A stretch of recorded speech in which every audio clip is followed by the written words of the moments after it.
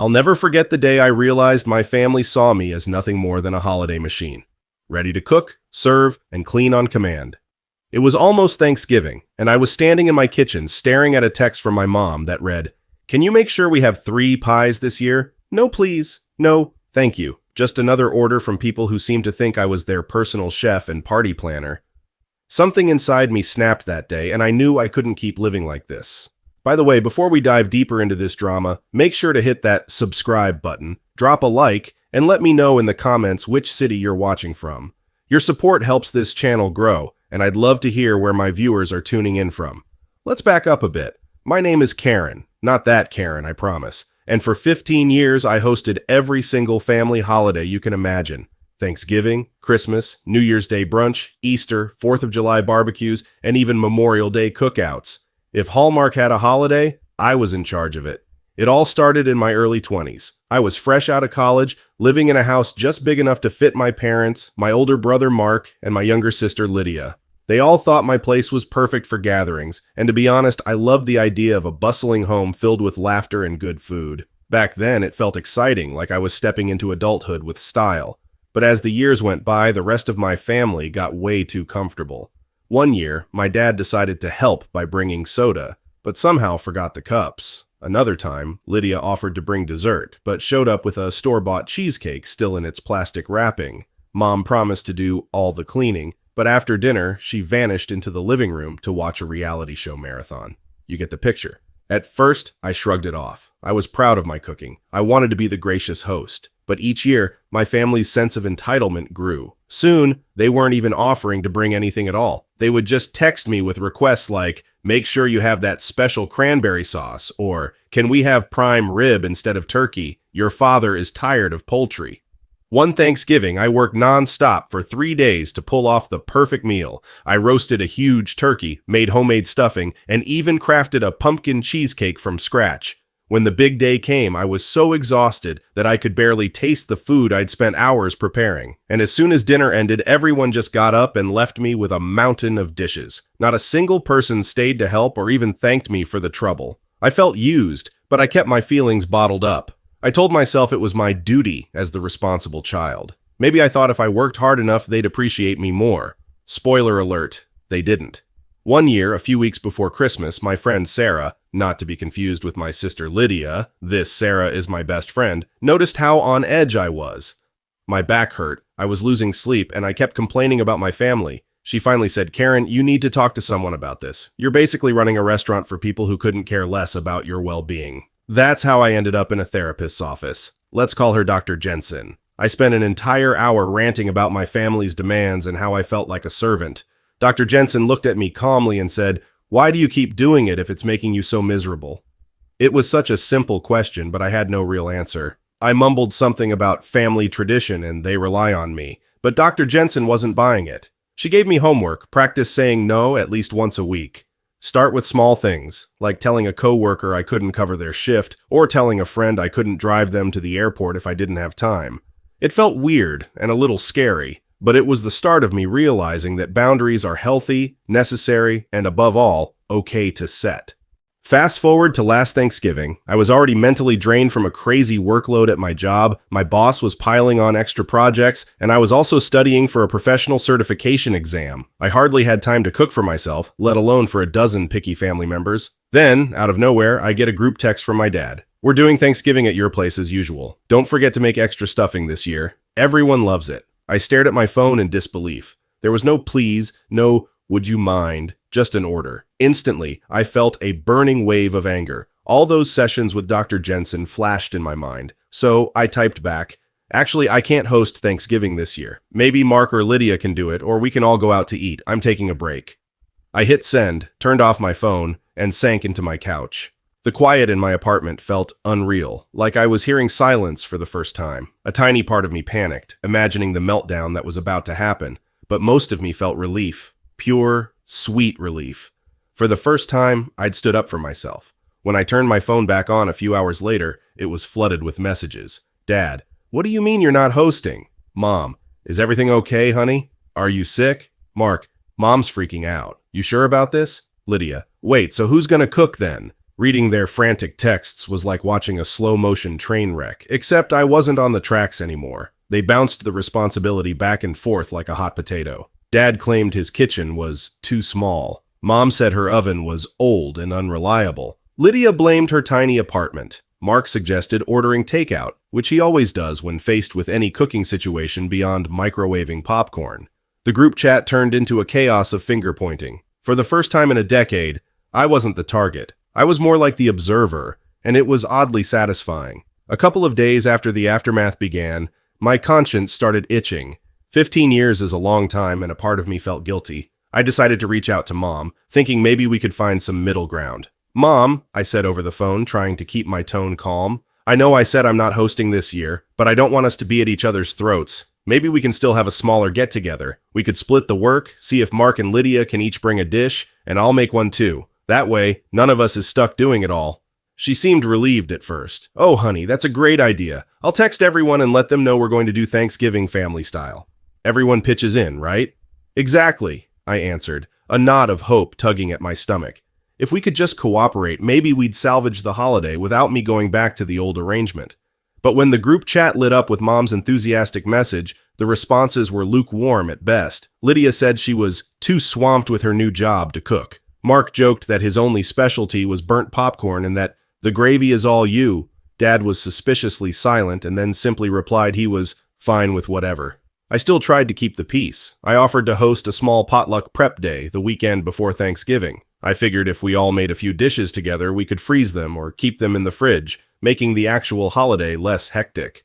No one showed up, not even Mom. She texted me that morning with a half-baked excuse about needing to run errands. Lydia said she totally forgot about a work meeting. Mark claimed he was babysitting a friend's dog. Dad? He just said nothing at all.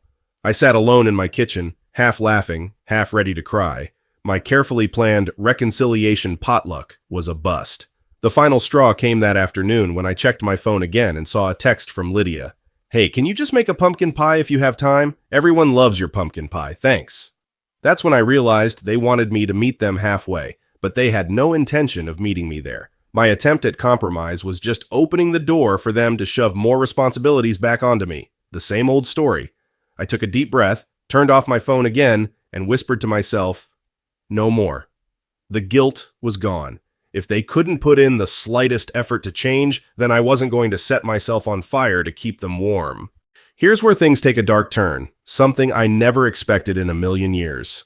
Turns out, Lydia had been cooking up more than excuses. One day, a week before Thanksgiving, I got a cryptic call from Mom. "Karen, sweetie, I don't know how to say this, but Lydia's been acting strange. She's determined to prove she can host better than you ever did. She's bought all these weird herbs and stuff. She told me she found a new recipe that would make everyone pass out in delight." And she said it with this really strange laugh. I froze. Lydia? My baby sister who once cried because she burned scrambled eggs? Trying to out-host me with fancy herbs? Something felt off. A cold shiver crept down my spine, but I tried to shrug it off. Maybe she was just being dramatic. She was always the theatrical one. But then, a couple of days later, Mark called me, whispering into the phone like he was in a spy movie. "Dude, you won't believe this. I was at Lydia's place and I saw this little bottle in her pantry labeled something like oleander extract, do not ingest. She swore it was for experimenting with essential oils, but I just got this bad vibe." My heart pounded. Oleander is a poisonous plant. Why would Lydia have that in her kitchen? Was she just being super reckless or was she planning something truly insane? My mind flashed to old melodramas where the villain tries to poison the holiday turkey to get attention or revenge. It sounded far-fetched, but this was Lydia we're talking about. Dramatic to the core. Could she be so desperate to show everyone she was the perfect host that she'd risk something deadly? It was too crazy to believe. And yet, there it was. Thanksgiving morning arrived. I woke up late, for once feeling no pressure to jump out of bed and start cooking. I brewed a slow pot of coffee and tried to enjoy my day, but the news about Lydia's suspicious ingredient wouldn't leave my head. Around noon, Mom called me in a panic. "Karen, please, can you come over to Lydia's? She's in over her head. She has the turkey in the oven, but it looks weird, and she's throwing all kinds of spices into the gravy. I'm scared she's going to poison us by accident, or maybe on purpose. I don't even know anymore." Mom was practically in tears. I sighed deeply. This was supposed to be my day off, my peaceful rebellion against years of being exploited, but I couldn't just ignore a possible poisoning risk. Reluctantly, I agreed. I'll come by, but I'm not taking over. I'm just making sure nobody dies, okay? My voice was firm. When I arrived, I found Lydia in the kitchen, looking wild-eyed and frantic. Pots were boiling over, and the turkey smelled off. She had a mortar and pestle filled with something that looked like dried leaves, and the labeling on the jar read, "Oleander mix for external use." My stomach flipped. She whirled around to face me. "What are you doing here?" she spat. "Couldn't stay away from the spotlight, huh? You just have to be the hero." I took a deep breath. "Lydia, I don't care about the spotlight. I care that you might hurt someone with these ingredients. Where did you even get this stuff?" She shrugged, eyes darting around. "Online, some homeopathic site. It's supposed to be good for flavor or something. I just wanted to make a meal nobody would forget. You had 15 years of applause. I only get one chance." My heart broke a little. All that jealousy and resentment had built up in her, and now she was risking something truly dangerous. I gently took the mortar from Lydia's hands. "Listen to me. This is not safe. Oleander is toxic if ingested. Did you even research it properly?" She burst into tears, sinking to the floor. I just wanted them to see I could do something amazing. I wanted them to stop calling me the baby who can't cook. I've been feeling like a loser, especially since you always do everything so perfectly. I thought if I made a memorable meal, Dad would finally be proud of me." It was a raw, painful confession. In that moment, I realized how twisted our family dynamic had become. I was so focused on my resentment toward them that I never noticed Lydia's own insecurities. I set the mortar aside, hugging her gently. "You don't need to poison the turkey to get recognition. You can't keep all these feelings bottled up. Promise me you'll talk to someone about this. Maybe my therapist, Dr. Jensen. She helped me a lot." Lydia sniffled. "I'm sorry. I think I do need help. I've been feeling depressed for months now, and I just wanted to prove myself." We dumped the suspicious herbs in the trash. I ended up helping Lydia salvage the meal as much as possible, purely for safety reasons, not because I caved into hosting. Mark pitched in, opening cans of cranberry sauce and peeling potatoes. Badly, but hey, effort counts. Mom actually washed dishes as we went. Dad, thoroughly shocked by the drama, was quieter than I'd ever seen him. We sat down to a late Thanksgiving dinner. The turkey was a bit overcooked, the gravy was bland, we had to toss the original batch, and the side dishes were half store-bought. But it was the first time in 15 years that everyone pitched in, and maybe that made it taste better than any fancy meal I'd ever prepared by myself. By dessert, Lydia told Dad she wanted to see a mental health professional. She confessed how much pressure she felt to match my perfect hosting record. Dad looked genuinely remorseful. "I never knew you felt that way," he said softly, reaching for her hand. "I'm sorry. And Karen, I never thanked you enough for all those years." A lump formed in my throat. It was the closest thing to an apology or admission of gratitude I'd ever heard from him. A week later, Lydia started seeing Dr. Jensen. She's working through her anxiety and depression, learning it's okay not to be perfect. Mark decided to take a cooking class. He claims he'll master at least one dish before the next holiday. Mom and Dad finally recognized that hosting a family gathering is a group effort, not a job for one unsuspecting volunteer. Thank you for sticking with me through this wild ride. If you enjoyed this story, remember to hit that subscribe button, drop a like, and tell me in the comments below which city you're watching from. I love hearing from you all. Your support means the world to me. Until next time, take care and keep your holidays drama-free.